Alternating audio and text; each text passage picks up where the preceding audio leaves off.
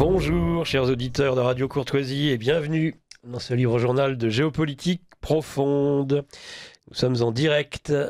J'en profite tout de suite pour remercier un petit nouveau, en tout cas pour moi, pour ce qui me concerne, à la technique, qui n'est autre qu'Axel. Et je le remercie d'avance pour la réalisation de cette émission. Lui, par contre, c'est pas un petit nouveau, celui qui est au standard. Il est fidèle au poste toutes les semaines, tous les samedis et d'autres jours dans la semaine. C'est un de nos bénévoles dont on a tant besoin sur Radio Courtoisie, qui n'est autre que Patrice. Vous pouvez lui envoyer vos courriels électroniques et puis surtout, vous pouvez lui passer un petit coup de fil. Comme ça, il ne s'ennuiera pas. Il attend vos appels et il nous les communiquera et je poserai les questions à nos invités. N'hésitez donc pas à le déranger au standard de Radio Courtoisie, vous ne le dérangerez pas. En réalité, d'autres bénévoles, je rappelle que les patrons d'émission aussi et leurs assistants sont des bénévoles aussi, par ailleurs. Je dis ça comme ça. Bonjour oui. Lara, bonjour Lara Stam. Bonjour Nicolas, bonjour chers auditeurs et bienvenue dans cette matinale de GPTV en quelque sorte. Oh, c'est pas une matinale, c'est un libre journal. Oui. Attendez, c'est d'une noblesse absolue, libre journal, tout le monde. Et c'est celui de géopolitique profonde. Vous en avez même qui poussent loin en faisant un libre journal auquel ils ajoutent leur prénom et nom. Vous vous rendez compte ? Oui. Pourtant, un des plus connus de tous, c'était Serge de Beketch. Et ce n'était pas le livre-journal de Serge de Beketch, c'était le livre-journal de la Résistance française, que j'ai l'honneur, une fois toutes les 4 semaines, calendrier lunaire, on le rappelle sur Radio Courtoisie, d'ailleurs ça tombe bien, je suis quelqu'un de lunatique, eh bien fait que ça se renouvelle toutes les 4 semaines, et on est 4 titulaires sur ce libre-journal. Mais là, je suis le seul, unique, et je ne suis pas prêt de céder ma place pour le libre-journal de géopolitique profonde. Dans cette matinée, c'est la dernière de l'année. Pour ceux qui n'auraient pas écouté la semaine dernière, je crois, Lara, on peut peut-être souhaiter, mais c'est pas avec retard, parce que Noël, c'est Noël. Je rappelle qu'il y a 12 nuits saintes entre le jour où on fête la nativité, donc le 25 décembre, et l'épiphanie, c'est-à-dire le 6 janvier. C'est étonnant d'ailleurs, 12 nuits comme ça, une sorte de tour de cadran. Et ces 12 jours et 12 nuits, finalement, un peu comme dans un hologramme du temps, représentent aussi les 12 mois de l'année. Alors, comportez-vous bien les 12 premiers jours entre le 25 et le 6, parce que ça va déterminer l'ensemble de votre année, je vous préviens tout de suite. Et puis, on vous souhaitera, à la fin de cette émission, évidemment, nos meilleurs vœux pour la future année, que nous renouvellerons évidemment la semaine d'après. Alors, chers auditeurs de Radio Courtoisie, si nous commencions peut-être déjà par présenter les invités qui sont dans le studio virtuel, entre guillemets. Très bonne idée. Vous voulez les Nicolas présenter ? Est-ce que vous voulez présenter le directeur de la publication ? Votre directeur de la publication, c'est un peu... c'est pas rien. Et pourquoi pas ? Alors, Raphaël Beslu est avec nous depuis son bureau, son studio virtuel. Donc, bonjour Raphaël. Bonjour Nicolas. Bonjour à tous les auditeurs de Radio Courtoisie. Bonjour Raphaël. Et puis notre invité, je dirais grand angle, grand format, que nous aurons la chance d'avoir durant cette émission consacrée donc à Haro sur l'automobile ennemi public numéro 1, et pas seulement à Paris, mais j'ai presque envie de dire dans l'Europe entière, qui est en train de saboter son industrie automobile, la guerre de l'énergie, et puis étant donné qu'il est aussi un membre éminent de Démocratie Directe France, dont le président n'est autre que Christian Van Est. On parlera aussi de référendums locaux, et puis on parlera de la façon dont on traite l'automobiliste à Paris. Ce n'est autre que le journaliste, ancien journaliste au Figaro, conseiller en communication, cofondateur de la Droite Libre, Tariq Dali. Bonjour Tariq. Bonjour, chers amis. J'espère que vous avez passé un joyeux Noël. Ah oui. Oui. Oui, et on espère passer aussi un excellent nouvel an. Excellent nouvel an, bien sûr. En espérant que l'année 2025 sera moins difficile. Ah non, elle va être pire. C'est l'année prochaine que tout empire. Ça y est, il vous douche vos... J'ai dit j'espérais, mais je crains que ce ne soit pas le cas. Je pense même qu'on va avoir le bouquet final. Un bouquet final. Ou un bouquet d'une fin. Pas de la fin, mais d'une fin. Bon, on va commencer, mon cher Tariq, et puis vous pourrez commenter à la fin, peut-être. C'est une tradition de notre fine équipe, Raphaël, Lara et moi, c'est-à-dire une petite revue de presse sur laquelle je vais interroger mes compères et consoeurs sur quelques sujets. Peut-être commencer, d'ailleurs c'est étonnant, il y a tellement, on en est au 4e ou 5e chef de gouvernement que dans la petite note que j'ai envoyée, je me suis rendu compte que j'avais dit qu'en prologue nous parlerions du gouvernement Barnier. Ah bah non, ah non, mon gars, c'est fini Barnier, et maintenant c'est Bayrou. Dans le passé, j'étais je travaillais dans un milieu où on changeait souvent de chef d'informatique en fait. Ils n'arrivaient pas à résister à la pression qu'on mettait sur la partie informatique et tout, donc ça défilait pas mal. À un moment, il y a un nouveau qui arrive, on le présente, et il y a un collègue qui dit « Mais me donnez pas son prénom, j'ai pas envie de m'attacher. » C'est Bayrou. Alors, je vais vous laisser travailler, Lara et puis Raphaël, nous commenter enfin votre analyse et votre ressenti sur ce nouveau gouvernement. Parce que la semaine dernière, samedi dernier, on ne l'avait pas encore. Hein. On l'a attendu jusqu'à la veille de Noël, oui, la veille du réveillon. Jour de deuil national. Je trouve que pour lancer un gouvernement, là, un jour de deuil national, alors ça là c'est au poil. On ne l'avait pas encore fait. L'homme, le Bayrou, s'était imposé. Et puis, d'ailleurs, on voyait, il y avait des allers-retours. Les journalistes étaient un peu désorientés. Ils disaient ah mais Emmanuel Macron et Bayrou se sont joints au téléphone et hop, on arrivait, on voyait un convoi exceptionnel. Le Bayrou arrivait à toute allure à l'Élysée. Il devait aller voir le freluquet en chef là, pour lui dire bon maintenant ça commence à bien faire là.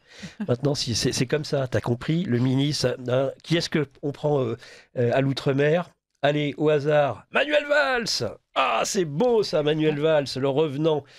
Et il y a des règlements de compte à gauche. Qu'est-ce que Lara et puis Raphaël peut-être nous dire ce que vous pensez de ce nouveau gouvernement? Lara. Déjà, beaucoup de moyens mis en place par des chaînes d'infos en continu pour faire des spéciales nouveau gouvernement et tout ça qui des flops. Qui derrière, ah bah non, à Matignon, bah non, toutes les lumières sont éteintes, personne ne part, etc. Enfin, c'est priorité au direct. Ah bah non, il n'y a pas de direct, il n'y a rien annoncé. Bah, c'est incroyable. On vit quand même une forme de, je sais pas, d'opérette. Ça, c'est la fin de la Ve République, en tout cas dans sa dernière version. Mais Nicolas, je ne suis pas d'accord, c'est pas la fin de la Ve République, c'est la fin d'un président qui croit qu'il peut tout se permettre. C'est ce président-là qui a du mal avec des institutions qui sont parfaitement bien faites. C'est lui le problème, c'est pas la Ve République. C'est pas le premier. Hein. À qui ça pose problème, ces institutions, entre autres sa voie référendaire? Et puis au moins Sarkozy. Mais de toute façon, pour tous ces dirigeants, ce qui pose problème, c'est le vote des gens, hein. C'est le peuple, en fait. C'est ça qui pose problème. S'il avait pu le dissoudre, je pense qu'il l'aurait fait. Il a dissous l'Assemblée. Je dissous le peuple. Vous ne pouvez plus voter. Il est déjà sujet à grand remplacement selon certains, mais c'est vrai que c'est la meilleure solution encore de le remplacer. Mais si on pouvait le dissoudre, ça serait pas mal non plus. Qu'est-ce qu'ils ont fait Zelensky, est-ce qu'il a encore une légitimité quelconque en Ukraine? Aucune. Voilà. Aucune. Ça devrait être, de la démocratie. Ça devrait être le président de la Rada aujourd'hui qui dirige ce pays selon la Constitution. Mais ils n'en ont plus rien à faire, c'est l'anomie. Ce dont parle très bien notre ami Youssef Indy, qui est particulièrement apprécié sur Géopolitique Profonde. Le règne finalement derrière leur fichu état de droit, c'est l'anomie, c'est-à-dire la loi du plus fort. Et ça, c'est un dévoilement. Ça, c'est une apocalypse que de savoir que derrière chaque pseudo-légalité, il n'y a qu'un rapport de force et la loi du plus fort. Raphaël, est-ce que vous voulez intervenir sur le gouvernement donc Bayrou, qu'est-ce que ça vous a inspiré? Libre choix. Oui, alors le gouvernement Bayrou est quand même plutôt intéressant, c'est-à-dire à la fois on voit que François Bayrou représente un logiciel totalement obsolète, et aussi ça peut être un indicateur intéressant qui peut peut-être même nous donner de l'espoir. Souvent on a une vision du pouvoir, que ce qu'on peut appeler de différentes manières, l'État profond français, la caste politique corrompue ou autre. On voit qu'il n'y a que du recyclage et qu'ils ne possèdent pas forcément de nouvelles forces vives. Ils sont obligés de faire avec ce qu'ils ont, et donc là on a d'ailleurs ce qu'ils appellent les poids lourds. On devrait appeler ça des vieux poids lourds, mais lourds dans le sens peut-être célinien. Les gens sont lourds, les gens sont fatigants. Et quand on voit cette équipe qui est composée, elle est très symbolique de toutes les contradictions internes de la Ve République, mais aussi du pouvoir français qui ne répond pas aux besoins de la population française. On sait que les Français, plus les sondages sortent et plus la majorité des Français, et même une mobilisation très importante, en ont marre de la Ve République, seraient capables de voir même une autre République, que ce soit la 6e. Mais on a droit, par exemple, à Darmanin, un Darmanin qui a été accusé de viol, qui assumait avoir des relations étranges, voire même de domination avec des femmes qui se retrouvent ministres de la Justice et qui se retrouvent sur les plateaux à vouloir parler du fait d'étendre les heures de garde à vue, avec un discours creux dont on ne croit absolument rien, mais qui est quand même assez cocasse avec son propre passé et ses protections judiciaires. On a un Manuel Valls. Manuel Valls qui va être ministre de l'Outre-mer, qui a été, heureusement, grâce à un auditeur sur une autre radio, il a réussi à passer à travers le standard et les tests des questions, c'est-à-dire les filtres pour pouvoir poser que des questions autorisées, pour rappeler qu'Emmanuel Valls, c'est surtout ce qu'on peut vraiment appeler en fait un étron politique. Hein. C'est quelqu'un qui se balade vraiment dans tous les tuyaux usés de la République. Eh bien, on avait un ancien directeur du renseignement assez important qui s'appelle Bernard Scarsini, qui nous avait rappelé quand même, dans le domaine sérieux du renseignement, eh bien, les très mauvaises actions de Manuel Valls, notamment sur la collaboration avec les forces syriennes pour avoir accès à la liste totale des Français djihadistes en Syrie.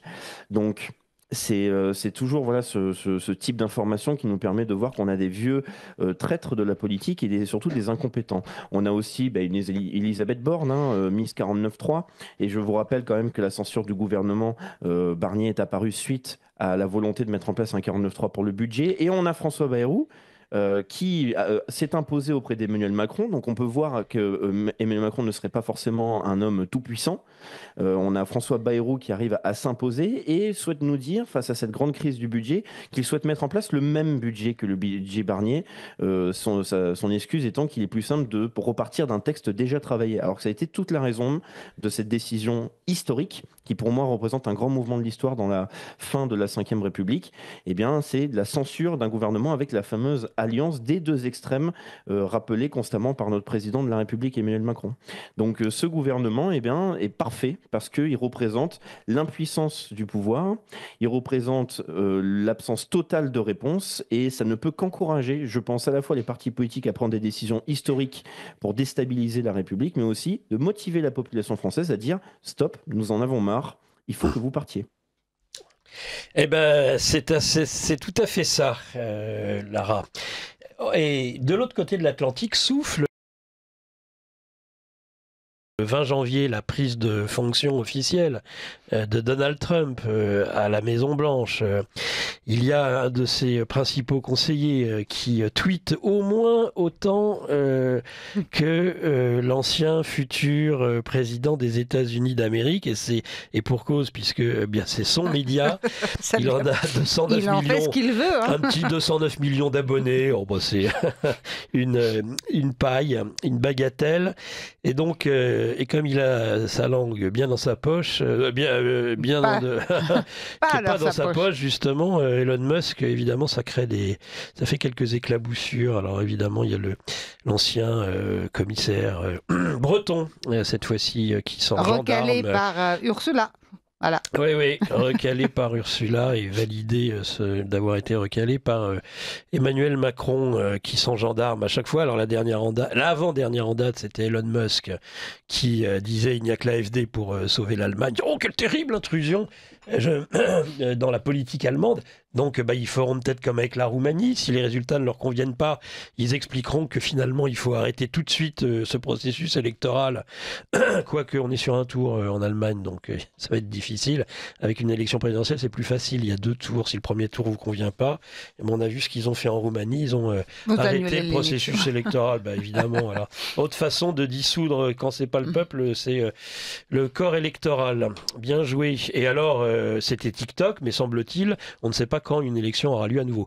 Pour sauver la démocratie, je suspends la démocratie. On connaissait la version pour sauver la paix, faisons la guerre. Alors on a la même chose avec la démocratie. Qu'est-ce que dit Elon Musk? C'est la dernière en date et qui évidemment rend furieux tout ce qui est politiquement correct. C'est qui s'en prend à Wikipédia, accusé d'être woke. C'est le Wokepédia. Dans une énième saillie, qu'est-ce qu'il dit? Arrêtez de donner à Wokepédia jusqu'à ce qu'ils rétablissent l'équilibre dans leur autorité éditoriale. Juste l'équilibre, voilà ce qu'il demande à Wikipédia. Quel outrage. Il ne demande pas à ce qu'il change de ligne éditoriale, vous avez bien noté, l'équilibre. Mais comment ça, l'équilibre? Mais il n'y a qu'une voie du bien, l'erreur est multiple, le bien est un. Allons, le woke c'est le bien, qu'est-ce que c'est que ça? Alors qu'est-ce qu'il a énervé à juste titre à mon avis Elon Musk? Qu'est-ce qu'ils disent Wikipédia dans un rapport? Nous croyons profondément que pour réussir, nous devons nous concentrer sur les savoirs et les communautés que les structures de pouvoir et de privilèges ont laissé de côté. Tiens, mon œil, bien sûr. Et en plus, ils se pèlent luxe d'être des rebelles, des faux rebelles, des rebelles alors qu'ils sont au cœur du pouvoir, c'est eux qui décident de tout. On va pas se laisser intimider. Interdit d'interdire. Oui, mais sauf que c'est nous que vous intimidez en permanence, ou cherchez en tout cas à intimider. Alors pour réaliser notre vision, nous devons sensibiliser et instaurer la confiance avec les personnes dont nous avons besoin pour nous aider à combler notre écart d'équité. Dites donc. Vous êtes-vous déjà demandé pourquoi la fondation Wikimedia reçoit autant d'argent? Se pose la question. Ce n'est certainement pas nécessaire pour faire fonctionner Wikipédia. Vous pouvez littéralement faire tenir une copie de l'intégralité du texte sur votre téléphone. Alors à quoi ça sert l'argent? Facile. Qu'est-ce qu'ils disent encore Wikipédia? Ils le disent, il nous faut privilégier les communautés qui seraient minoritaires, les minorités visibles ou invisibles, et donc woke. Et ils osent dire en défense, le Figaro, où chaque personne qui a envie de corriger à partir du moment où il a des sources fiables, la correction a lieu. Essayez, tiens, auditeurs de Radio Courtoisie, allez regarder quelques fiches. Il y a des gens qui sont piégés, des personnalités publiques dont on dit les pires horreurs, qui ne peuvent même pas, même s'ils ont tous les arguments, modifier cette fiche Wikipédia. Mais de qui se moque-t-on? Est-ce que vous avez un mot, Lara, sur ce sujet? Sinon, on va tout de suite demander à Raphaël, qui connaît très bien ce type de sujet, mais vous avez peut-être quelque chose à dire déjà. Moi j'ai quelque chose à dire, oui. J'ai le souvenir d'une certaine Elisabeth Born, née Bornstein, qui avait une page Wikipédia sur laquelle il était indiqué que voilà, son grand-père venait de Russie. Et là, au moment de la nomination d'Elisabeth Born, la page Wikipédia, à 11h59, change. Il n'était pas né en Russie, mais en Ukraine. Ça, ils sont autorisés de le faire. Il n'y a pas de problème.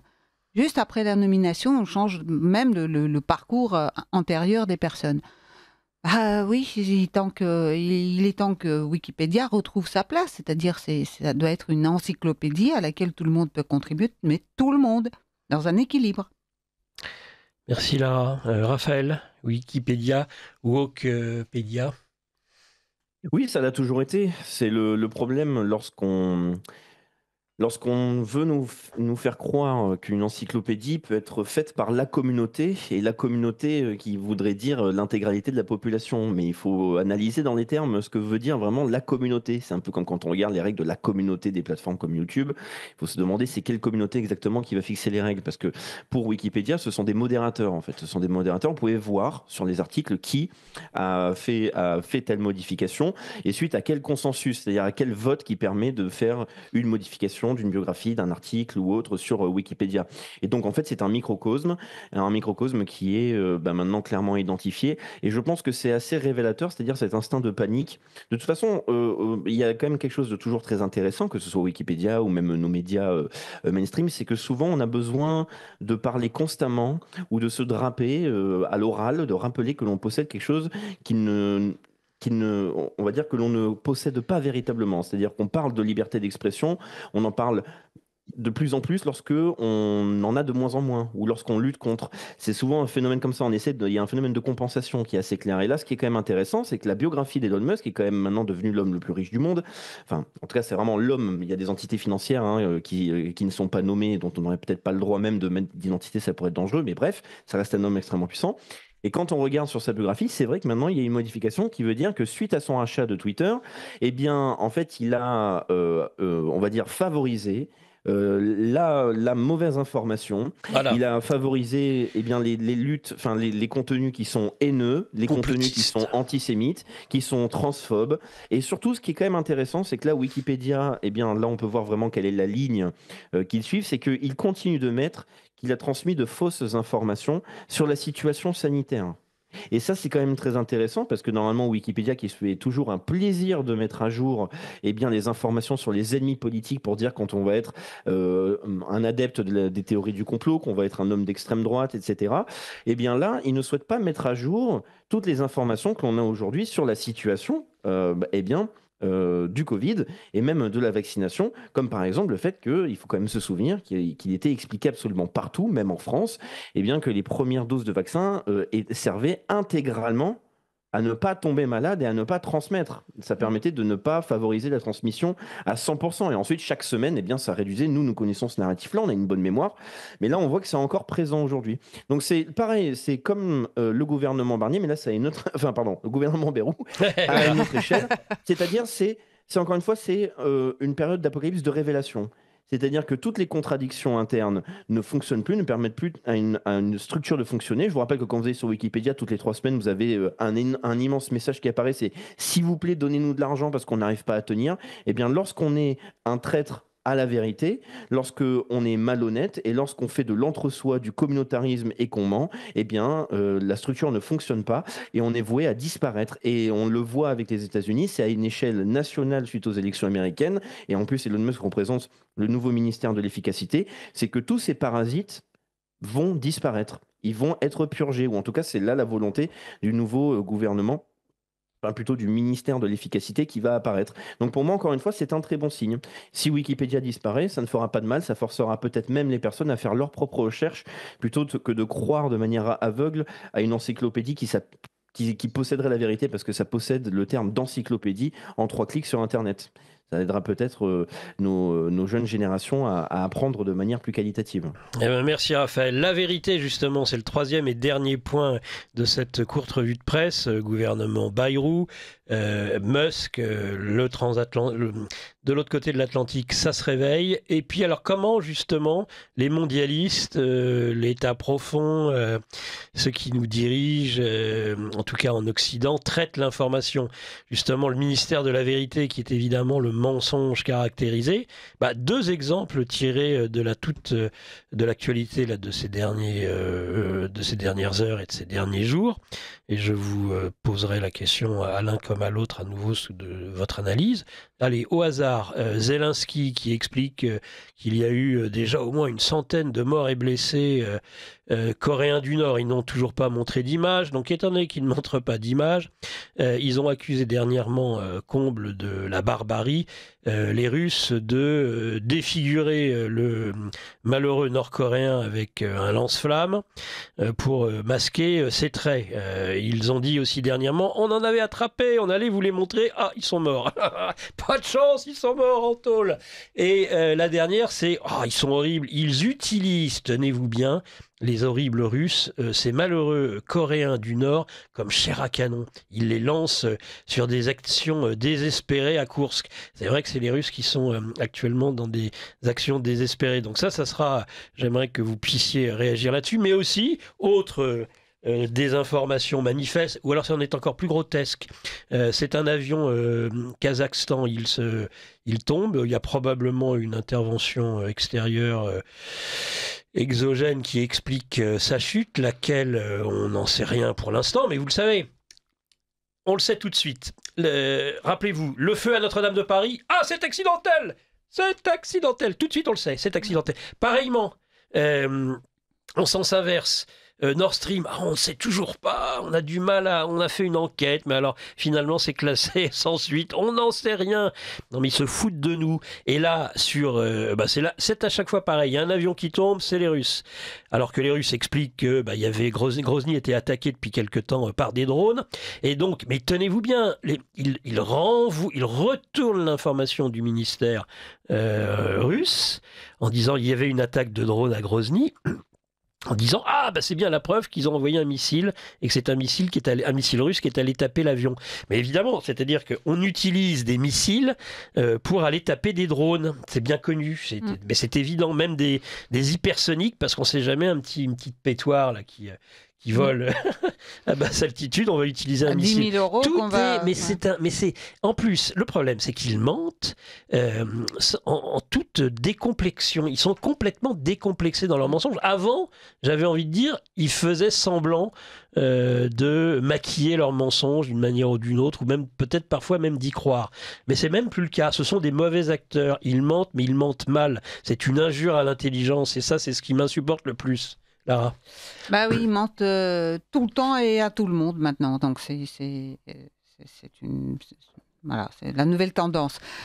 Sur l'avion, effectivement, on sait aujourd'hui, parce qu'il y a des survivants, on sait d'après les témoignages qu'il y a eu une explosion. Donc c'est pas une mauvaise un mauvais entretien ou un problème lié à l'avion. Ça on le sait déjà.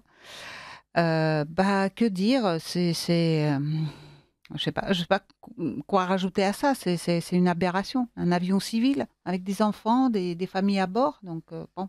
Il y a une aberration, mais il y a surtout qu'il faudrait peut-être le temps de l'enquête. Enfin, j'en sais rien. Comment on peut déterminer si rapidement sur un conflit comme ça que c'est nécessairement un missile russe? Mais vous avez oublié déjà l'avion Malaysia, ça n'a jamais su. Non, mais quand ça les arrange pas, on ne sait pas. Quand ça les arrange pas, il n'y a pas d'enquête, et puis surtout, on ne donne pas accès aux Russes. Là, ça tombe mal parce que c'est en Russie qu'il faut enquêter. Donc bon. C'est comme ça. Donc, tentative de déstabilisation de tout ça partout. Mais ce sont les Russes qui sont des paranoïaques. Personne ne leur en veut. C'est bien connu. Raphaël? Oui, alors pour cette affaire d'avion qui aurait été touché par un missile, moi sur ces questions-là, je n'ai pas de positionnement idéologique qui me force à vouloir croire une vérité ou une autre. D'abord, je vais attendre tout simplement une enquête, parce que tout peut arriver dans ce genre de situation. Tout peut arriver. Je ne crois pas qu'en situation de guerre et dans des zones de conflit avec énormément de troupes militaires qui sont mobilisées, d'opérations militaires qui sont en cours, qu'il puisse y avoir, qu'il ne puisse pas y avoir la moindre bavure. Donc, il peut y avoir une possibilité que ce soit un missile russe, comme ça a été annoncé sur certains réseaux, qui puisse avoir touché cet avion. Peut-être. Je pense qu'il ne faut pas, en fait, tout simplement accuser qui que ce soit. Il faut attendre et enquêter et voir les résultats de l'enquête et voir qui aussi fera l'enquête et qui apportera les résultats. Par contre, pour l'aspect nord-coréen, ça c'est quand même un point très intéressant. Il y avait quand même des médias anglo-saxons. Je n'ai plus le nom en tête, il faudra m'excuser. Je ne sais plus si c'était la BBC ou c'était même CNN directement, qui, il y a quelques semaines, ça a duré quelques secondes. Ils ont publié un article sur leur réseau qui montrait, photo à l'appui, des soldats nord-coréens sur le front. Pourquoi je dis quelques secondes? C'est parce que cet article a été immédiatement retiré, car tous ceux qui ont vu l'article ont dénoncé immédiatement le fait que ça a été utilisé avec l'intelligence artificielle pour modifier des visages de personnes qui en fait avaient des têtes de slaves pour les transformer en asiatiques, donc en nord-coréens. Mais cette affaire est quand même extrêmement grave. C'est extrêmement grave. C'est parce qu'on parle de plus en plus d'intelligence artificielle, mais là, c'est-à-dire c'est un montage qui était grotesque, mais c'est un mensonge intégral et qui peut avoir des répercussions extrêmement grandes. D'accord ?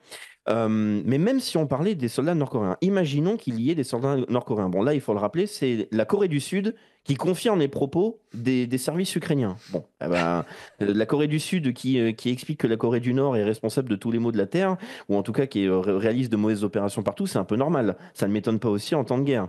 Ce qui m'intéresse, c'est de voir la réalité des opérations. Mais même s'il y avait, moi je vais aller un peu plus loin sur le conflit en restant très froid et pragmatique. Imaginons qu'il y ait des forces nord-coréennes qui soient plus proches du front qu'on ne le pense. Et alors?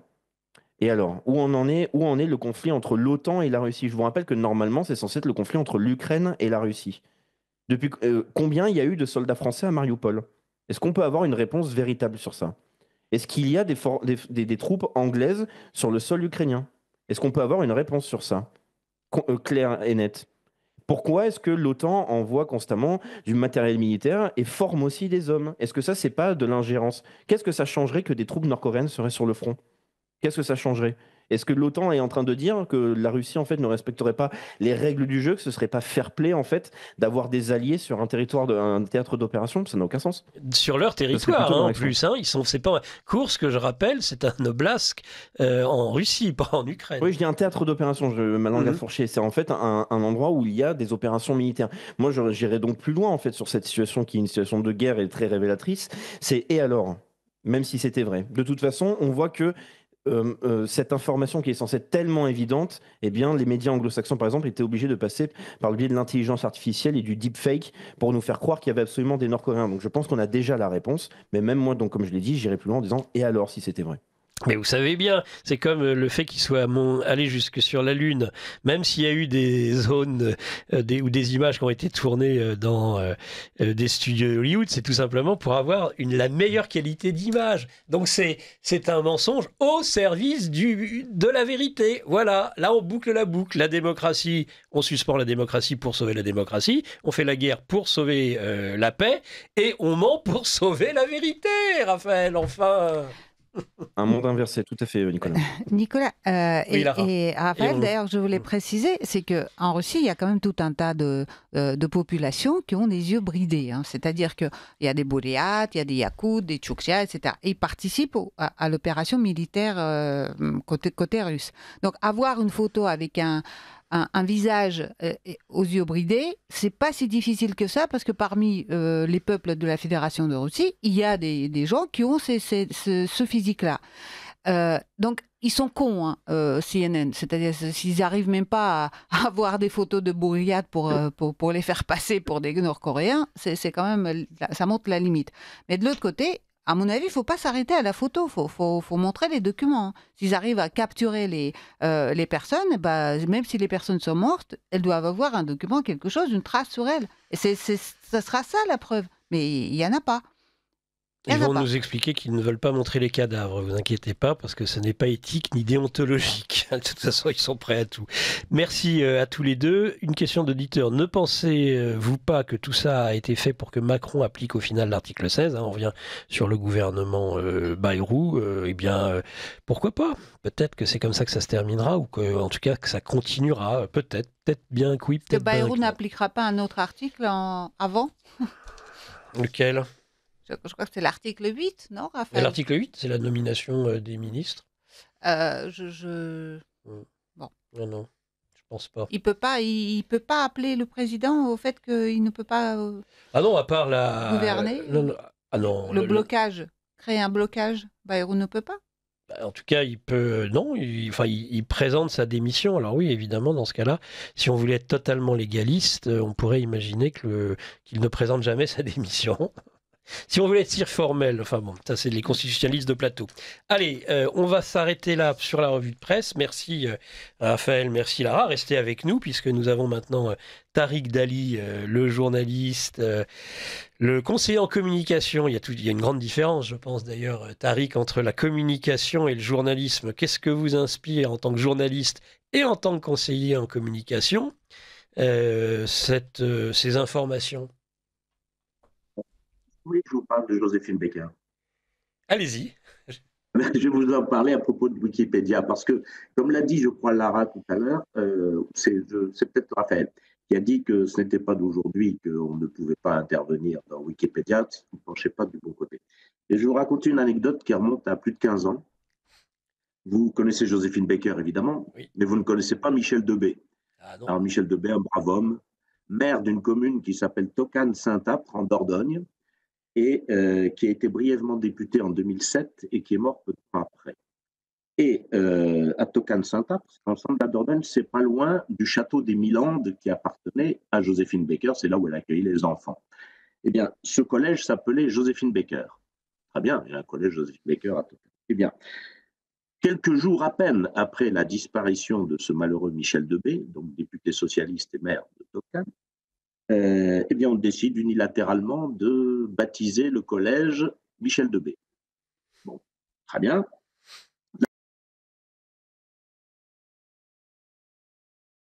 J'essaie de corriger. Oui. Je corrige pas, d'ailleurs, je corrige pas, je précise pour le lecteur simplement.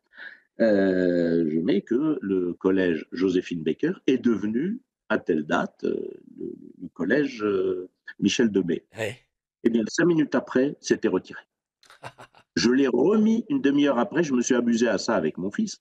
Je l'ai remis une demi-heure après, et 5 minutes après, c'était retiré. Autrement dit, c'est pas d'aujourd'hui, comme l'a dit Raphaël tout à l'heure, et surtout que les politiquement corrects veillent, ils sont toujours là pour veiller à ce que ce soit écrit, ce qu'ils souhaitent qu'il soit écrit. Et même ça, c'est une information, s'il n'y a rien de polémique là-dedans, que le collège Tartampion devienne le collège Tartampion, il n'y a pas de... Non, c'est une info qui n'intéressait pas, qui ne devait pas intéresser les lecteurs de Wikipédia.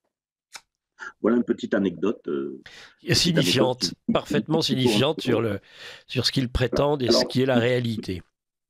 Alors maintenant, si je voulais que je fasse quelques commentaires sur ce qui a été dit. C'est comme vous voulez, et sinon on on va part. revenir sur la démocratie, c'est-à-dire sur Bayrou et son gouvernement. Enfin, c'est une injure évidemment aux électeurs, c'est une injure aux Français, c'est une injure à la démocratie, c'est-à-dire que plus on perd les élections, plus on s'accroche, on s'incruste au pouvoir. Alors évidemment, bon, je ne vais pas recommander ce qui a été dit sur Valls, évidemment, qui cherche du boulot depuis... ça fait 8 ans qu'il cherche du travail. Il est allé en chercher en Espagne, il n'en a pas trouvé, il est revenu. Bon, ben voilà. Quant à Darmanin, ben, il est toujours trop si fort pour se pavaner devant les caméras, surtout en profitant de la trêve des confiseurs quand il n'y a rien. Ben, voilà, de nouveau. Mais ce qui est le plus inquiétant là-dedans, c'est que c'est une dérive totale de l'Union européenne. Vous avez cité les exemples, vous avez parlé de Zelensky tout à l'heure, qui effectivement n'est pas légitime puisque son mandat est échu depuis bientôt 1 an maintenant. Oui. Mais il ne faut pas oublier ce qui s'est passé en Roumanie. En Roumanie, le premier tour n'a pas plu et c'est la Cour constitutionnelle qui annule carrément. Alors il y a un précédent, mais ce n'était pas dans l'Union, c'était en Algérie en 1991. Ah bah oui. En décembre 1991, il y avait eu des élections législatives. Avec le GIA. Les élections n'avaient pas plu, on les a annulées et ça a provoqué 10 ans. Alors évidemment, il n'y aura pas de guerre civile en Roumanie, en tout cas pas tout de suite. Pas plus qu'il n'y en aura en France, mais pas tout de suite. Mais à force de mettre les électeurs à bout, comme on le fait, ça peut très mal finir. Oui, c'est tout à fait exact. Tariq Dali, je vous propose de rentrer dans le vif du sujet. Le titre de cette émission, l'automobile ennemi public numéro 1. On parlera tout à l'heure de l'enfer qui est fait aux automobilistes, l'enfer routier, en particulier dans la ville de Paris, et puis on ira ainsi vers une autre de vos casquettes, parce que vous êtes aussi membre éminent de Démocratie Directe en France, présidé par Christian Vannès. Donc la démocratie directe, le référendum d'initiative locale, par exemple, votation citoyenne, qui nous renverra jusqu'au sud-est de la France tout à l'heure. Mais on n'en est pas là, on pourra même peut-être parler d'un référendum sur les crèches. Donc, qu'est-ce que je voulais vous demander? Oui, peut-être débuter ce sujet sur la guerre de l'énergie, sur le fait que les Européens, mais on pourrait peut-être commencer par les Français, se sont tirés même pas une balle dans le pied sur le plan de l'industrie automobile, mais une balle dans la tête, à mon avis. Qu'on apprend que dernièrement, eh bien ça y est, on coupe définitivement le robinet du gaz entre la Russie et l'Europe, l'Ukraine, donc c'est fini. Il n'y aura plus aucun passage, donc on sera dépendant plus encore de sources d'approvisionnement soit américaines, soit proche-orientales. que ça va nous coûter et que ça nous coûte déjà beaucoup plus cher et qu'évidemment les premiers à en pâtir ce sont les Européens, les Français, les Allemands évidemment. Et puis il y a aussi cette folie qu'on passe de moteurs thermiques, qu'on s'impose finalement des choses que le reste du monde ne s'impose pas pour des causes délirantes telles que le réchauffement climatique pour cause et pour raison anthropique, c'est-à-dire les futures voitures électriques. Tout ce sur quoi finalement nous ne sommes pas directement, et sous ça au prétexte d'être indépendants énergétiquement, alors qu'on ne dépendra plus encore que dans le passé justement de nos fournisseurs et de nos sources d'approvisionnement. Et le seul thème sur lequel on pouvait obtenir une certaine indépendance énergétique, c'est-à-dire le nucléaire, on a vu comment ça a été saboté, d'abord en Allemagne, on a essayé de faire la même chose en France, heureusement on s'est rétabli au dernier moment. Donc je voulais, parce que vous êtes un expert du monde automobile et de l'industrie automobile, si vous voulez bien, Tariq Dali, nous parler un petit peu de cette situation absolument catastrophique. Vous étiez déjà intervenu sur le média Géopolitique Profonde suite au mondial de l'automobile, et j'aimerais avoir à nouveau votre analyse de la situation, s'il vous plaît. Oh là là, je vous entends très mal. Vous savez que depuis le début d'ailleurs, Tariq...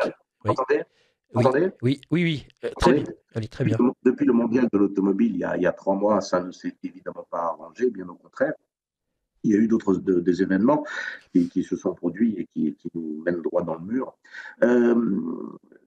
D'ailleurs, les deux sujets sont connexes, c'est-à-dire l'énergie et l'automobile, c'est bien sûr ensemble.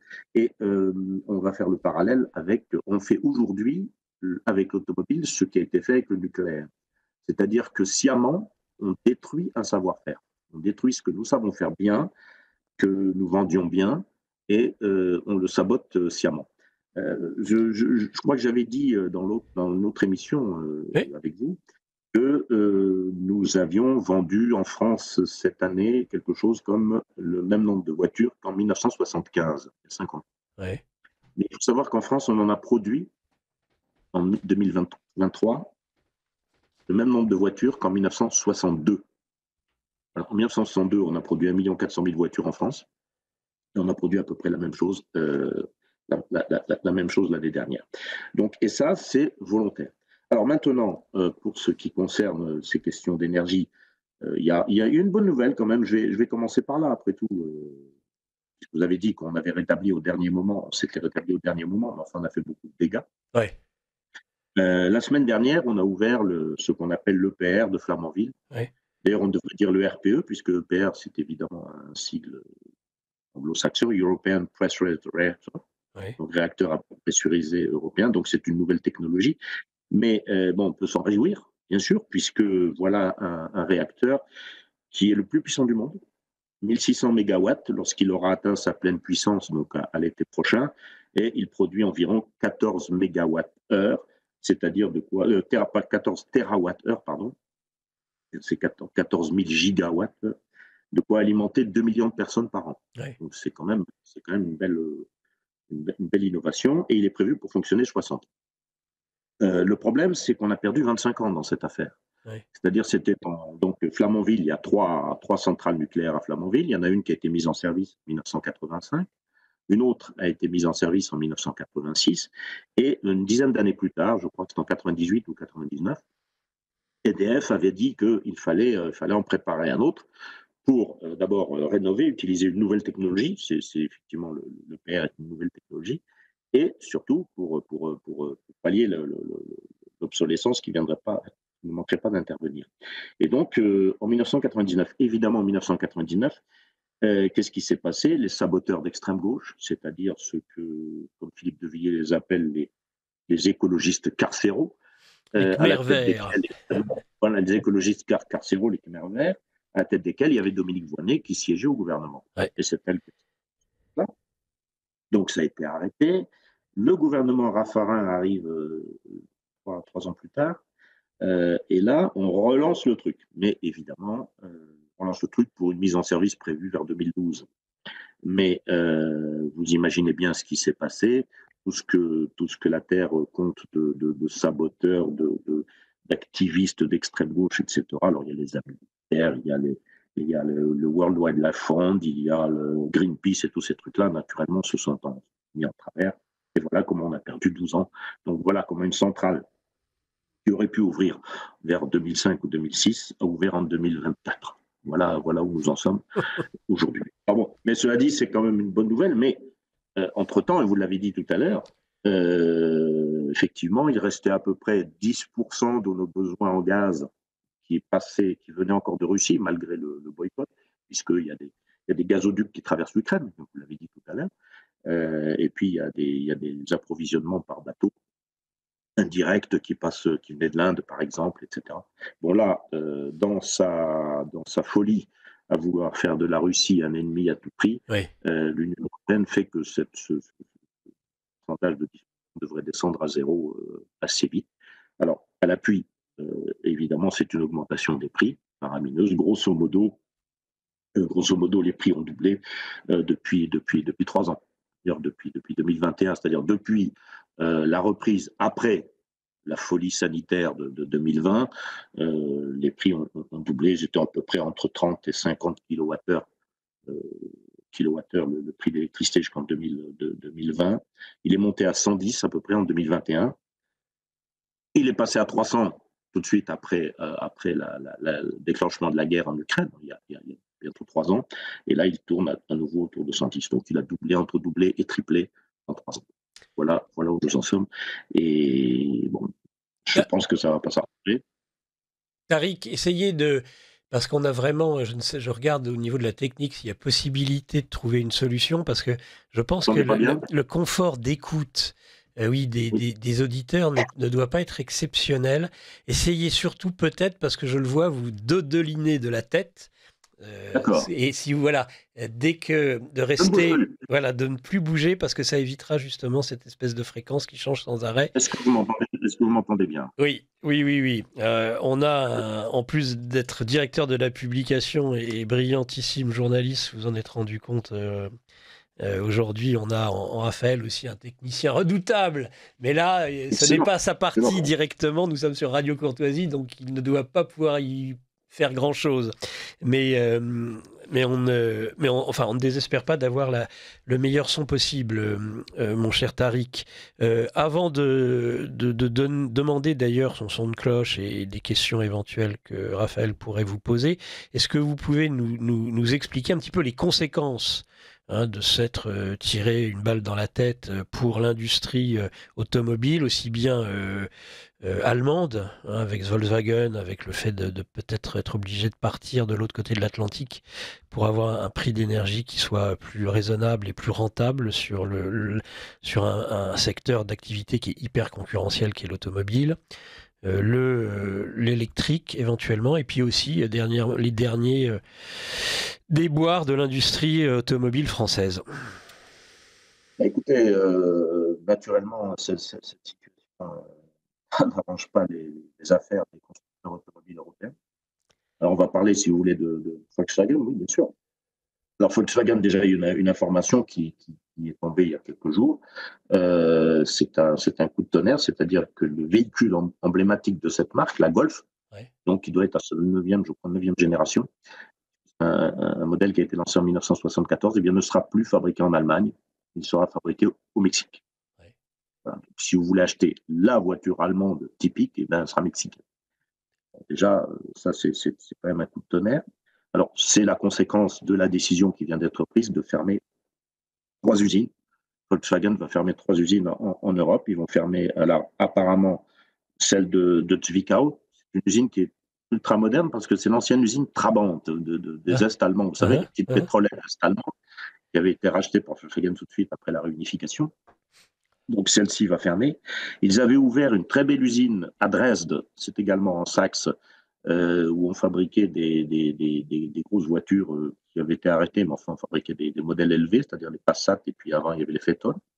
Et puis, apparemment, celles qui sont en ballottage défavorable, c'est Bruxelles, une usine à Bruxelles, et une autre à Osnabrück, qui est une petite usine qui appartenait au carrossier Karmann. Donc, celles-ci sont en balance, mais apparemment, Zwickau ou Dresde vont fermer. Voilà où nous en sommes. Alors, ce qui s'est passé, c'est que Volkswagen a ne perd pas d'argent pour l'instant, hein. Pour l'instant, les constructeurs ne perdent pas d'argent, mais ils fabriquent moins de voitures, mais surtout, ils avaient augmenté leur marge. Ils sont toujours à peu près à 5% de marge, mais la chute est très rapide, hein. Il y a un effondrement de la production. Pourquoi? Alors, les Allemands, c'est des raisons différentes, hein, les Allemands et les Français. Les Allemands, eux, souffrent de la concurrence des Chinois. Voilà ce qui s'est passé. En gros, ce qui s'est passé, c'est que les Allemands étaient les leaders, puisque lorsque la Chine a commencé à exploser, il y avait deux catégories de clients. Vous aviez le tout venant qui achetait des voitures fabriquées en Chine. Et puis, il y a quand même, sur 1,3 milliard d'habitants, 1,4 milliard, vous avez beaucoup de gens riches et qui ont les moyens d'acheter des voitures chères. Donc, ils achetaient des voitures allemandes. Et ça marchait très bien jusqu'en 2020-2021, jusqu'à la folie sanitaire. Mais maintenant, le marché de premier équipement des classes aisées chinoises n'est plus qu'un marché de renouvellement. Et le développement, la démocratisation de l'automobile en Chine maintenant se fait par des voitures chinoises. Et en voitures chinoises, en voitures électriques, les Chinois sont les meilleurs. Pour une raison toute simple, c'est que, comme je viens de vous le dire, ils importaient des voitures allemandes à essence et qui marchaient très bien. Et localement, ils fabriquaient des voitures électriques. Ils n'ont pas d'histoire de constructeurs thermiques. Donc, ils se sont mis à l'électrique tout de suite. Et ils sont devenus très bons. Et en l'espace de 5 ans, ils ont rattrapé le retard qu'ils pouvaient avoir.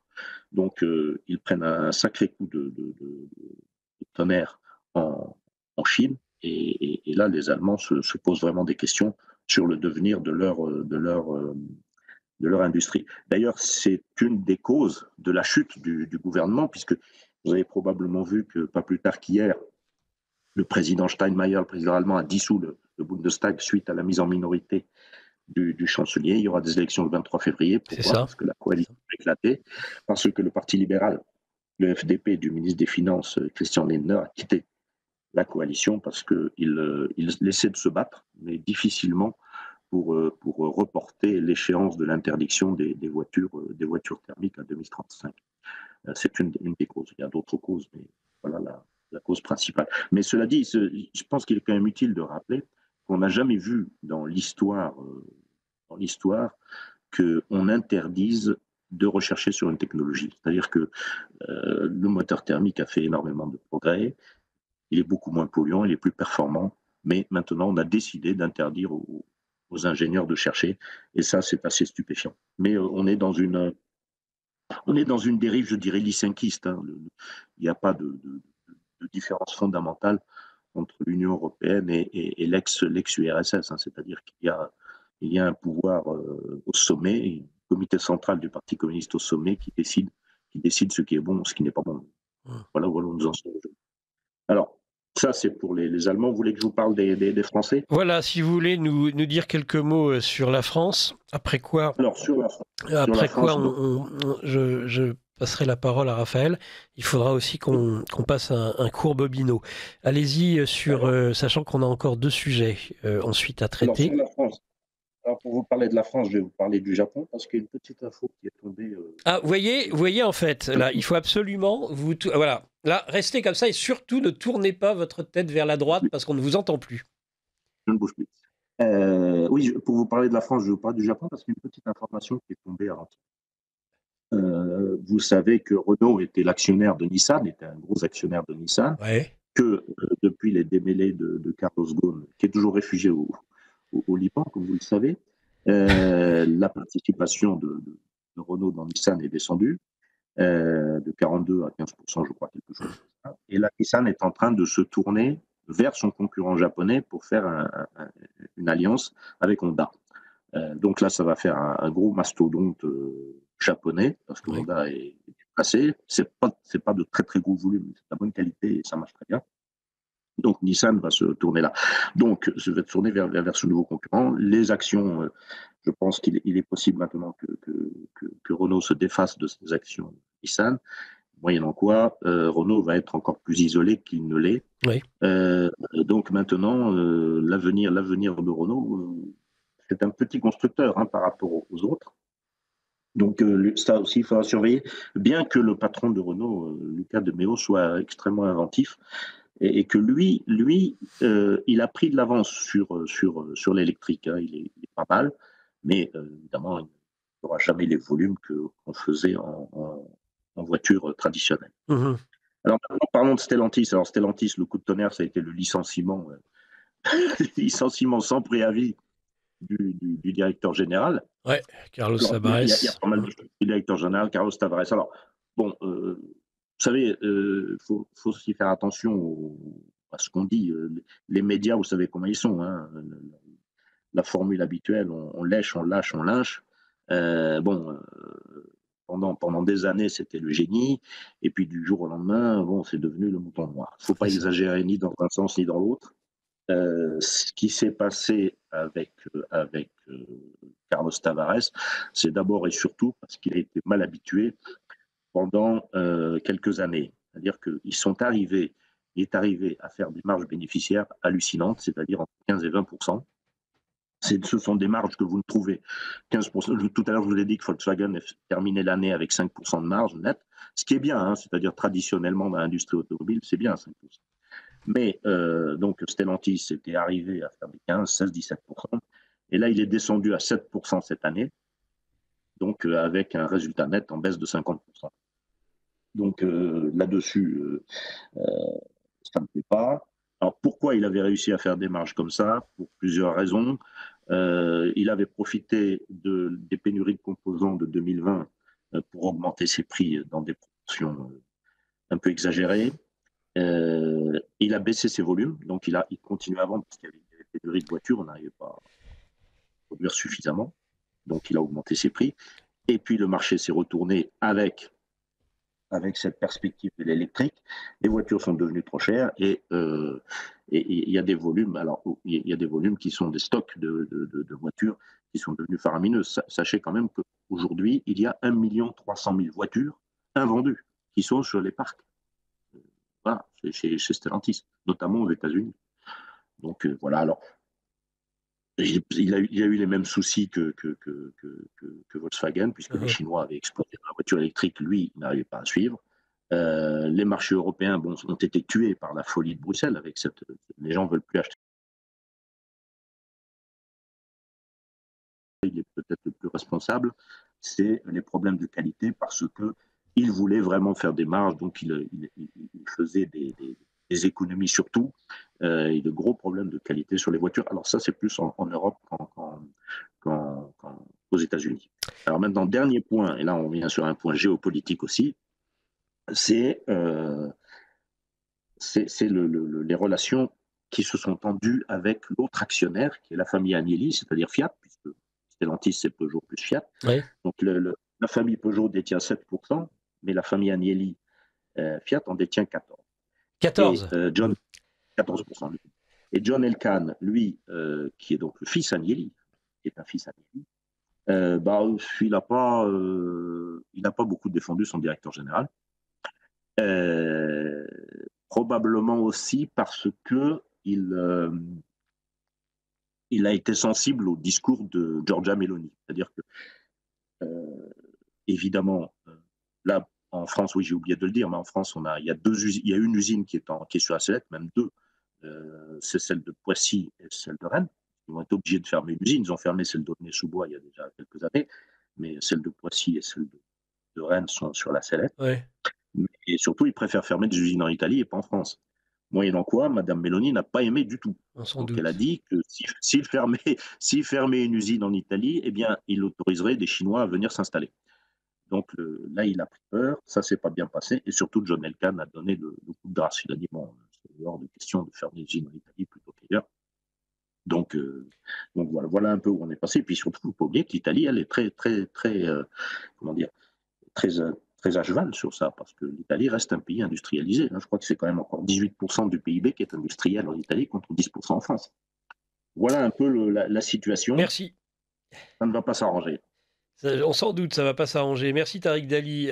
Avant le Bobino, j'aurais aimé déjà la réaction de Raphaël, et on passera ensuite le Bobino et vous pourrez interréagir si vous le souhaitez. Raphaël Beslu.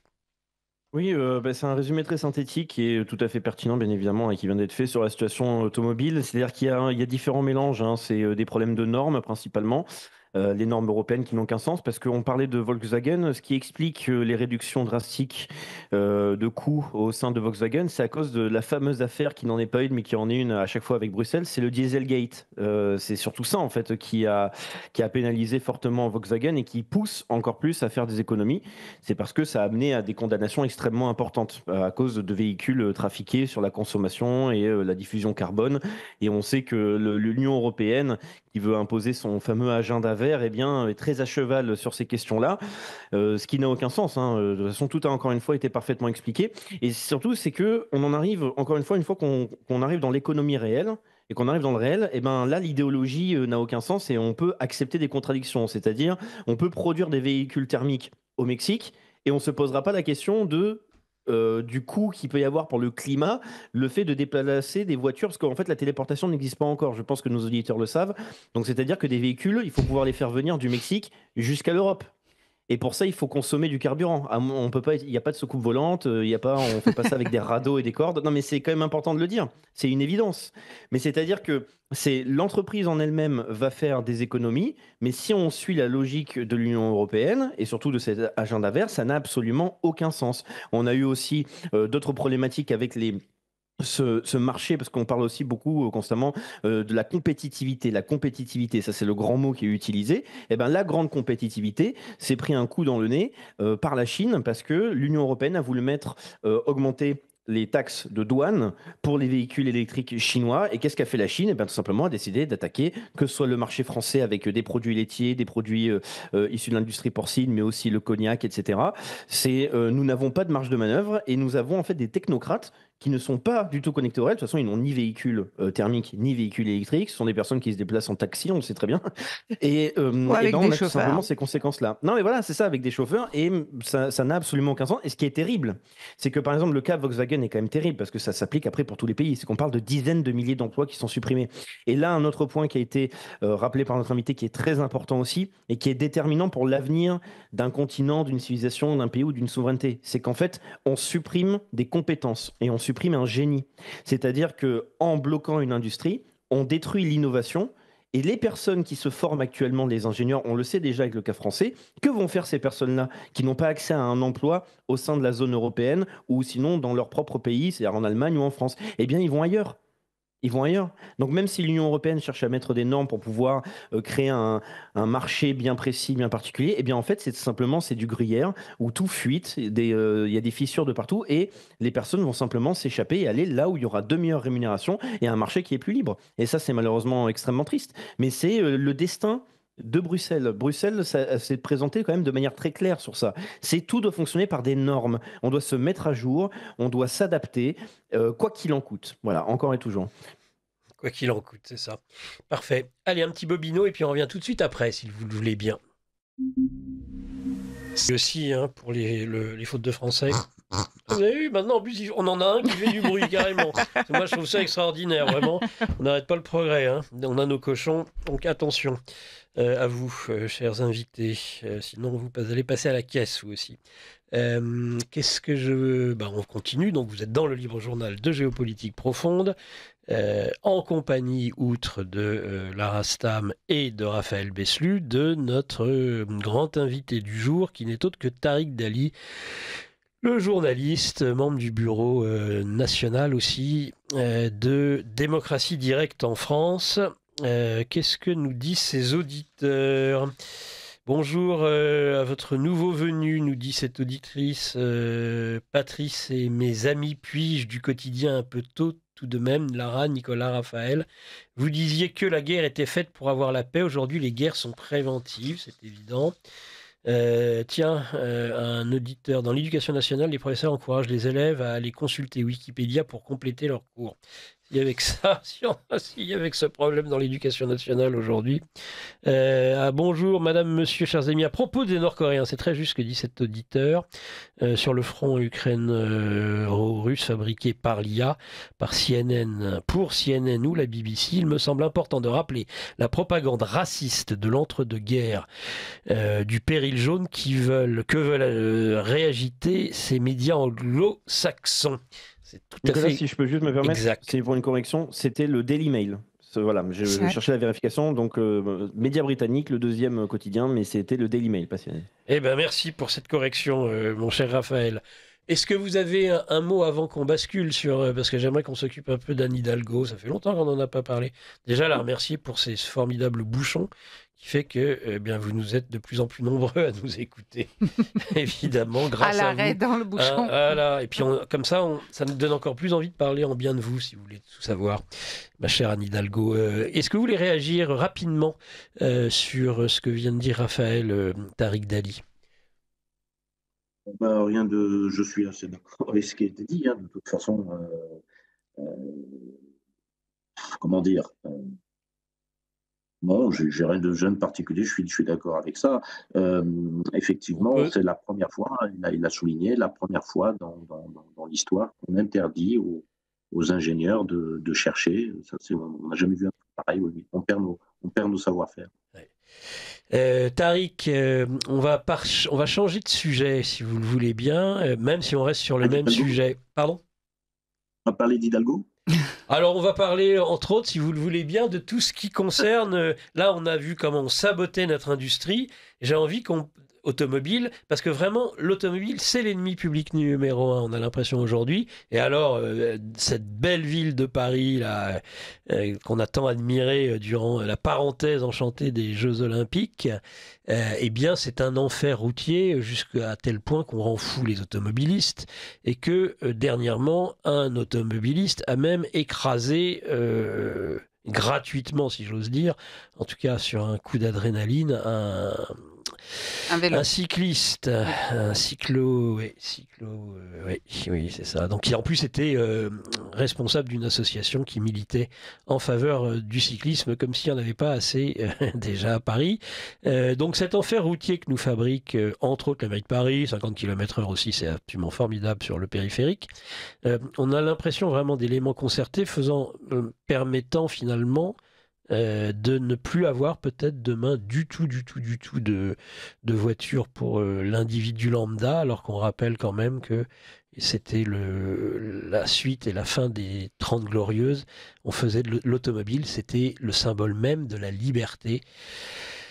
Et le symbole de liberté, l'émancipation de la femme aussi. On cherche, alors, et par la suite absolument, l'émancipation de la femme, et on fait tout pour faire disparaître ce symbole, et plus que ce symbole, ce qu'est l'automobile individuelle. Quelle est votre analyse de ce sujet, s'il vous plaît, Tariq ? C'est clair, il est clair que l'objectif, c'est d'éliminer l'automobile individuelle. Mais je vais revenir, vous allez dire que je pense toujours à ça, mais il n'y a pas de différence entre cette idéologie-là et celle de l'Union soviétique. C'est-à-dire qu'à l'époque, il n'y avait pas de voiture individuelle non plus, parce que c'était la liberté, etc. On n'en veut pas. Donc l'objectif, c'est qu'il n'y ait pas de voiture du tout. J'ai oublié tout à l'heure quand on m'avait demandé, lorsque Raphaël a parlé de ceux qui n'avaient pas le permis de conduire, Europe 1 avait sorti une information lorsque Édouard Philippe, qui a eu cette lubie de limiter la vitesse à 80 sur les routes, alors qu'on a le choix entre 70 et 90, quel est l'intérêt ? Europe 1 avait dit que tous les conseillers qui avaient penché sur ce truc-là, il n'y en avait pas un qui avait le permis de conduire. Et évidemment, l'information n'a jamais été démentie. Voilà où nous en sommes. Donc voilà, à Paris, oui. À Paris, alors à Paris, il n'y a plus de voitures. Hein. Vous roulez dans la voiture dans Paris, il n'y en a quasiment pas. Mais vous ne pouvez plus passer. C'est bouché de partout. Alors vous avez dit tout à l'heure le 50 sur le périph'. Je voudrais rappeler quand même un truc, c'est qu'elle n'avait pas le droit de le faire. Elle n'a toujours pas le droit de le faire, puisque, alors là, je vais vous lire. C'est intéressant ce que vous dites, parce qu'on nous prétend le contraire. Et même le préfet de police de Paris dit c'est incliné. Parce que le préfet s'est couché, absolument. Le préfet, le ministre de l'Intérieur, le Premier ministre sont tous couchés. Pourquoi ? Parce que je vais vous le lire. L'article R 413.3 du code de la route stipule en agglomération, la vitesse des véhicules est limitée à 50 km/h. Toutefois, cette limite peut être relevée à 70 km/h sur les sections de route. Il faut passer des détails. Et le paragraphe se termine par sur le boulevard périphérique de Paris, cette limite est fixée à 70 km/h. C'est marqué noir sur blanc. Et c'est ce texte-là, cet article-là, a été modifié déjà une première fois, puisqu'il stipulait il stipulait que le périph' était limité à 80. Anne Hidalgo l'avait déjà réduit à 70, et là, c'était Manuel Valls qui était Premier ministre. Il a demandé au Parlement de voter, de modifier ce texte. Là, bon non, regarde, 50. Donc, je ne saurais encourager les snobistes qui se font flasher entre 50 et 70 à contester. Oui. À contester, voilà. Je crois qu'il y a des avocats spécialisés. Rémi Josso, il est en pointe sur ce sujet-là, mais elle n'a pas le droit de le faire. C'est clair, c'est simple. Et puis surtout, ça ne sert à rien. C'est-à-dire que non seulement ça ne sert à rien, mais ça pollue plus, puisque la journée, de toute façon, vous ne dépassez pas les 50 à l'heure, donc ça c'est inutile. Et la nuit, où vous pouvez rouler plus vite, vous roulez moins vite, ce qui fait que vous restez plus longtemps, avec souvent, la plupart du temps, un régime moteur plus élevé, parce que la vitesse, au lieu de rouler en quatrième, on roule en troisième, etc. Voilà. Non, mais ça, c'est du Hidalgo. Qu'est-ce que vous voulez? Alors, du Hidalgo, il y a eu aussi autre chose. Il y a eu cette histoire de stationnement à 18 € de l'heure. Alors là, si vous voulez, on va revenir sur la démocratie directe. Ouais, allez-y, et puis après, je laisserai intervenir Lara et Raphaël. Allez-y. Comme vous en voulez. Allez-y. Donc voilà, on va revenir sur la démocratie directe. Donc, depuis le 1er octobre, je crois, si vous voulez stationner dans Paris avec, non pas un SUV, parce que ça aussi, avec une voiture qui pèse plus de 1,6 tonne, ça vous coûte 18 € de l'heure, 18 € de l'heure de stationnement. Donc vous allez déjeuner rapidement, vous multipliez le prix de votre repas par 2 à cause de ça. Alors, elle a prétendu faire un référendum. Alors, il y a eu, en tout et pour tout, alors je vais vous donner les chiffres, il y a eu 78 000 électeurs qui ont participé à ce référendum. Je rappelle quand même qu'il y a 1 400 000 inscrits à Paris, c'est-à-dire 5,5% des inscrits ont voté. Excellent. Et sur ces 5,5%, il n'y a eu que 54,5% de oui à cette mesure, c'est-à-dire 3% des inscrits. Mais surtout, il y avait 38 bureaux de vote dans tout Paris. Ça ne fait même pas 2 par arrondissement. Donc ça fait un bureau de vote pour 50 000 habitants. Imaginez un jour d'élection présidentielle, dans une ville comme Bourges, par exemple, vous n'avez qu'un seul bureau de vote. Là, j'ai fait le calcul. Ça veut dire que si on veut faire voter tout le monde, vous avez maximum 1 seconde par électeur pour aller voter. Voilà. Donc voilà où on en est. 3% des inscrits ont décidé qu'il fallait payer 18 € de l'heure pour stationner une voiture de 1,6 tonne. Et 1,6 tonne, c'est vite atteint. Une Peugeot 508, les pèse. Une Renault Talisman les pèse. Une Passat les pèse. Et une 308 n'en est pas loin. Une 308, c'est une petite voiture, c'est pas moyenne. Une tonne 4. Voilà, donc de toute façon, on fait tout pour qu'il n'y ait plus de voitures dans les rues. Et puis en plus, c'est ce qui est intéressant aussi, c'est-à-dire que par définition, en principe, le stationnement, ce n'est pas fait pour celui qui habite dans la rue. Donc c'est fait, on a fait voter les Parisiens. En gros, ça veut dire quoi ce truc-là? C'est quelques Parisiens, puisqu'il y a 50 000 fonctionnaires, hein, il y a 78 000 électeurs, 50 000 fonctionnaires. Vous voyez qui c'est qui a voté, qui disent on ne veut pas de vous. En gros, c'est ça. C'est-à-dire les Parisiens, on ne veut pas que les banlieusards viennent, ou même un provincial. Vous avez un provincial qui vient à Paris passer 3 jours, etc., où il met sa voiture. Ah ben on n'en veut pas. Ça, c'est typique de la politique de Hidalgo. Voilà un peu le référendum, la démocratie directe selon Anne Hidalgo. Alors, si vous voulez qu'on parle de démocratie directe... Non, on va en parler après. D'abord, je vais laisser intervenir nos deux, Lara et Raphaël. Juste un auditeur. J'ai vu sur un camion d'Orange Télécom rouler moins vite pour sauver la planète. Comme Hidalgo, ils ne savent pas qu'à 30 km/h, on pollue 2 fois plus qu'à 60, 3 fois plus qu'à 90, 4 fois plus qu'à 120. Un enfant de 8 ans le saurait, pas la maire de Paris. Lara. Moi, justement, c'est pour revenir sur ce que vous avez dit par rapport à l'URSS. Je rappelle à nos auditeurs qu'à l'époque soviétique, la voiture était considérée comme un symbole de luxe, que c'était plus cher que d'acheter un appartement en coopérative, parce que la plupart du temps, on avait des appartements qui n'étaient pas achetés, qui n'étaient pas en propriété, mais on pouvait quand même acheter un appartement en coopérative, et qu'acheter un appartement était moins cher que d'acheter une voiture. Et c'était plus rapide d'acheter un appartement qu'une voiture, parce qu'il y avait des queues jusqu'à 4-5 ans d'attente. Donc voilà, c'était une stratégie. Et le jour où le rideau de fer a commencé à monter, on a appris que la voiture n'était pas un signe de luxe. Ça a été, ça a été une déflagration en URSS. Hein. D'apprendre que avoir une voiture, c'est juste pour se déplacer, ça ne signifie pas autre chose. Voilà. Merci Lara. Raphaël. Oui, donc là, certes, on se concentre beaucoup sur Anne Hidalgo et c'est mérité. D'ailleurs, Anne Hidalgo qui ne va pas renouveler sa candidature à la Non. mairie de Paris et qui va continuer sa carrière plutôt à Bruxelles, tout simplement, financée par un grand milliardaire américain. Mais bon, ça, c'est un autre sujet. Le sujet de la voiture, c'est plutôt, lorsqu'on s'étend aux autres villes, encore une fois, c'est un symbole aussi pour la classe moyenne, même la classe prolétarienne, mais c'est symbole de liberté, de déplacement.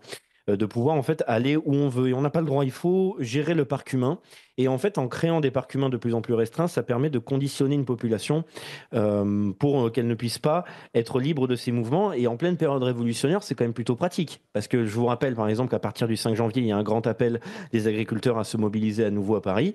Lorsque vous êtes dans la diagonale du vide, eh ben, si vous ne pouvez pas vous déplacer, qu'en plus sur le chemin vous vous faites flasher parce que vous allez trop vite ou parce que, eh bien, si vous allez sur certaines autoroutes, vous allez malheureusement sur la ligne qui correspond maintenant aux lignes avec des radars, qui correspond au convoiturage, ça commence à faire cher le trajet. Alors que les Français ont de plus en plus de mal à survivre. On parle souvent du milieu de mois, mais moi je suis convaincu que la majorité des Français, surtout ceux qui sont au SMIC, dès le 5 du mois, en fait, n'ont pas d'argent. Donc il faut rappeler aussi ce qui a fait la naissance des Gilets jaunes, c'est la hausse du carburant. C'est la hausse du carburant avec un tarif qui maintenant est complètement accepté malheureusement. En fait, il y a eu aussi toute cette vague, on reste encore une fois, on peut faire le lien avec l'idéologie qui est promue par l'Union européenne, toute cette idée d'agenda vert. Moi, je viens initialement de Bordeaux et on a eu, lors des élections municipales, une vague verte il y a quelques années avec maintenant Pierre Hermic, par exemple, qui est à Bordeaux. Eh bien, on peut voir tous les changements qui ont pu avoir lieu. C'est-à-dire le fait de pouvoir saboter totalement le déplacement des travailleurs, des rues à double sens qui deviennent à sens unique, le fait de ne plus pouvoir aller au niveau de la rocade, se déplacer librement, ça empêche de travailler. Et j'avais déjà raconté une anecdote, mais ça me semble important pour montrer la déconnexion totale à la fois des élites, mais aussi des conseillers.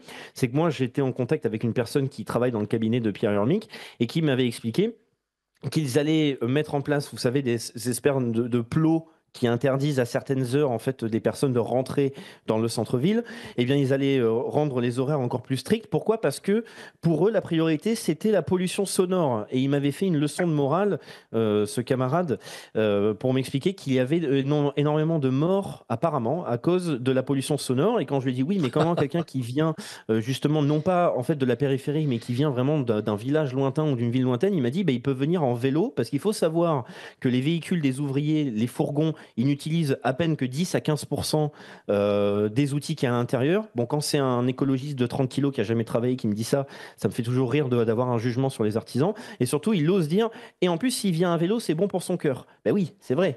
C'est vrai que pédaler pendant 3 heures, c'est très bon pour le cœur. C'est vrai. Pour ensuite faire des travaux et rentrer à 1h du matin, ça va être très bon pour le cœur, mais pas pour la colonne vertébrale, je pense. Bref, donc c'est encore une fois une déconnexion absolument totale. Et comme l'a très bien dit notre invité Tariq Dali, c'est le fait que ces décisions-là passent par la démocratie. Et ça, c'est une des conséquences, ça je le répète, surtout à des petites échelles, il y a une forte responsabilité de la part des Français qui ont un pouvoir d'élection. Lorsqu'on parle à l'échelle nationale aux élections présidentielles, ce sont des échelles beaucoup plus grandes, il y a des moyens de propagande beaucoup plus grands, mais lorsqu'on est aux élections municipales ou des petites élections, les abstentionnistes ou les personnes qui refusent de participer au débat, malheureusement, laissent le terrain libre. Je ne dis pas qu'il faut se sentir coupable, se flageller, mais c'est une réalité. Lorsqu'on laisse un terrain, on se rend compte qu'une toute petite population qui, elle, est mobilisée et qui n'a que ça à faire, parce que ce sont souvent, ils sont dans le tertiaire où ils ont ce qu'on appelle, alors excusez-moi de l'anglicisme, mais c'est des bullshit jobs, c'est Steve Weber qui en avait parlé, c'est les jobs, mais non, c'est la vulgarité qui me force à dire ça à Paris. Et en français, on appelle ça des boulots à la con, excusez-moi, c'est vraiment l'expression. Eh bien, vous avez que quelques dizaines de milliers de personnes qui peuvent décider du quotidien des contribuables et qui peut ruiner des vies en fait. Parce que quand vous passez 3 heures dans les bouchons, vous devenez dépressif. Vous êtes en colère et vous ne pouvez pas vivre en fait. Vous vivez comme un esclave. Et là, c'est le parc humain qui est réglé et c'est parfait en période révolutionnaire, de grand mécontentement populaire, de pouvoir conditionner ces personnes. Et en plus, ça stimule la guerre de tous contre tous parce que le débat principal, ça devient quoi après? Ça devient comment réfréner nos envies meurtrières envers un cycliste arrogant au lieu de dire comment s'organiser pour dégager cette caste politique corrompue. C'est quand même plutôt drôle. Merci Raphaël. Hein, donc, il faudra venir payer. On viendra à la caisse. Je m'amuse comme un fou avec ce petit cochon. Dimanche 22 décembre, 98,56%, c'est pas mal, de participants à une votation citoyenne organisée dans la cité gardoise, à Beaucaire. Eh bien, que je reprenne mes notes, se sont prononcés pour le maintien dans le hall de l'hôtel de ville de cette crèche de Noël, qualifiée de provençale, bah oui, entre autres, il y a des santons de Provence, par le maire de la commune. Une crèche dont la justice demande désormais le retrait, ils s'en foutent. Voilà, ils votent au nom du peuple souverain, on le rappelle, les juges, mais par contre, quand 98,56% de ce peuple souverain dans une cité demande quelque chose, on lui dit non, et on demande même le retrait immédiat de cette crèche sous astreinte de 1 000 € pour chaque jour d'exposition supplémentaire, Tariq Dali. Écoutez, c'est très simple. Là, c'est 98,6%. Je vais les rapprocher de l'autre référendum. Celui-là, ça fait 1600 votants dans une ville de 10 000. Ça fait 15% des inscrits. Alors, 15% des inscrits qui ont voté pour le maintien des crèches, je vous signale quand même que 15% des inscrits, c'est plus que ceux qui ont fait réélire Hidalgo ou Darmanin dans leur commune municipale. De savoir. Déjà, c'est important. Alors, et là-dessus, le tribunal, il dit non. Je m'assois dessus. Alors, d'une part, vous avez 3% des inscrits à Paris qui vous disent oui, il faut s'asseoir sur le code de la route, et interdire les voitures. Là, le tribunal ne dit rien, mais lorsque 15% des inscrits dans une commune du Gard dit que c'est bien la crèche, on dit non, le tribunal ordonne de le retirer sous astreinte de 1 000 € par jour. Et ça, c'est sur une plainte de la Ligue des droits de l'homme qui, manifestement, n'a pas autre chose à faire. Voilà où en est la démocratie en France. Voilà pourquoi nous prenons la démocratie directe. Oui. Quelques mots peut-être pour conclure sur ce sujet. Je suis aussi, vous ne l'avez pas dit, je suis aussi secrétaire général du CNIP. Pardon, alors là, répétez et ne bougez pas la tête sans arrêt, s'il vous plaît, Tariq, on n'a pas entendu la fin. Vous êtes secrétaire général du CNIP, Centre national des indépendants et paysans. Oh là là. Le vieux parti français. Voilà. Oui, tout à fait, bien sûr, le Centre national des indépendants et paysans. Et paysans. Voilà. Et donc, je suis effectivement à Démocratie Directe avec notre ami Christophe Ernest, le président. Nous nous battons là-dessus parce que, pourquoi? Pour trois bonnes raisons. D'abord, les incessantes réformes constitutionnelles. On a parlé au début de l'émission de la dénaturation de la Ve République. On disait que la Ve République était morte. À mon avis, elle n'existe plus déjà depuis plusieurs années. Il y a eu 25 réformes de la Constitution, dont 13 par Chirac. Au bout du compte, c'est devenu un catalogue des revendications des lobbies et des soumissions aux obsessions de la Commission européenne. Donc, si vous voulez, la Ve République a déjà beaucoup souffert de ça. Elle a souffert de la disparition du référendum, puisqu'il n'y en a pas eu depuis 20 ans. Et puis, le dernier qui a été organisé en 2005, on n'en a pas tenu compte, on s'est assis sur ces résultats. Et la troisième étape, c'est maintenant. C'est-à-dire qu'on en a parlé au début de l'émission. Non seulement il n'y a plus de référendum, mais même les élections législatives sont mises à la poubelle. Rappelons quand même que Macron a perdu non seulement l'initiative de juillet dernier, mais aussi celle de 2022. Et ce sont pourtant toujours ces sbires qui sont là. Donc nous nous battons avec Démocratie Directe pour la France pour établir vraiment le référendum d'initiative populaire. Alors, parmi les dernières réformes, la dernière réforme constitutionnelle de 2008, l'avant-dernière, de Sarkozy, avait, dans sa grande hypocrisie, réformé l'article 11 en instaurant le référendum d'initiative partagée. Or, le texte est rédigé de telle façon qu'on ne puisse jamais y parvenir, puisqu'il y a besoin de 5 millions de signatures pour faire organiser ça. Donc, nous nous battons pour ça. Et d'ailleurs, j'invite tous nos auditeurs, nos téléspectateurs, à aller sur le site démocratie.direct. C'est facile, direct au masculin, démocratie.direct. Il y a une pétition d'ailleurs en ligne pour demander la démission de Macron. Et voilà, si vous voulez nous rejoindre pour donner la parole au peuple, tous nos auditeurs seront très bien accueillis. Voilà. Comme le dit Christian Vannès, il faut revenir aux origines, aux sources de la Ve République, c'est-à-dire à l'initiative du référendum, qu'il faut coupler avec l'initiative populaire. Un auditeur, mon fils prend sa moto 4 fois par jour et roule sur le périphérique. Je suis content que la vitesse ait été abaissée à 50 km/h. Écoutez, cher auditeur, moi ce que je propose, c'est qu'on le mette à 0 km/h, qu'on en fasse même une coulée verte. Comme ça, plus personne ne roulera. Ça sera encore mieux. Ça ne m'empêchera pas, cher auditeur, comme à tous, évidemment, de vous souhaiter une excellente fête de fin d'année, car c'est dans les jours qui vont venir que vous pourrez fêter ce basculement de 2024 à 2025. Lara, un dernier mot. Je souhaite effectivement de bonnes fêtes de réveillon, un bon réveillon à nos auditeurs. Je serais ravie de les retrouver l'année prochaine sur cette antenne. Et voilà, pensez à la radio, pensez à faire vos dons avant le 31 décembre, parce que la radio a besoin de vous. On a besoin que cette radio puisse être financée par vos dons. On rappelle aussi que Radio Courtoisie, dans cette émission, c'est le livre journal de géopolitique profonde. Peut-être que Raphaël, qui est le directeur de la publication, veut nous dire quelques mots justement sur cette revue, et on s'arrêtera ensuite. Oui, tout à fait. Eh bien, même si j'encourage surtout les auditeurs à soutenir la radio Courtoisie qui en ont besoin parce qu'il y a un délai proche qui arrive, c'est-à-dire la fin d'année, vous pouvez tout simplement découvrir la revue mensuelle de Géopolitique Profonde. Vous avez 7 jours d'essai gratuit et ensuite vous pouvez tout simplement sélectionner votre abonnement pour avoir accès à tous les numéros et une plateforme privée aussi qui vous permet de découvrir la finance décentralisée. Finance décentralisée qui sera l'outil de demain pour résister et financer nos camarades aussi, j'en suis certain. Voilà, donc soyez curieux et n'hésitez pas à regarder sur le site de Géopolitique Profonde directement. Et je souhaite un très bon réveillon, de très bonnes fêtes de fin d'année à tous les auditeurs de Radio Courtoisie ainsi que le plateau et notre invité Tariq Dali. Merci Tariq. Merci beaucoup et joyeuse fin d'année. Bonne fête de fin d'année, chers auditeurs de Radio Courtoisie. On va se retrouver la semaine prochaine. D'ici là, vous allez avoir Mike Borowski pour son livre journal Des controverses, où j'ai l'impression d'avoir un visage connu, que Mike Borowski va peut-être parler entre autres de Montmartre. Oh, c'est la jeunesse. Bon, voilà. Puis même très bien, parfait. J'ai vu des petits chocolats. Merci beaucoup, chers auditeurs, de votre écoute. Et nous vous disons à la semaine prochaine et encore bonne fête. Et vous appelez à la mise en place d'un euro numérique. Absolument. Nos élites déroulent leurs plans contre nous. Mais nous aussi on a des plans contre eux. Déjà au travers de nos émissions avec une revue de presse économique pour faire le point avec vous, puis dans notre revue mensuelle avec des analyses financières et des solutions de décentralisation, et surtout dans notre stratégie anti-CBDC. Plus de 3 heures de contenu exclusif et gratuit pour apprendre concrètement à préserver votre épargne. Au programme, protection anti-crise, anti-banque, anti-État et bien d'autres solutions. Le temps joue contre nous, mais on peut se défendre.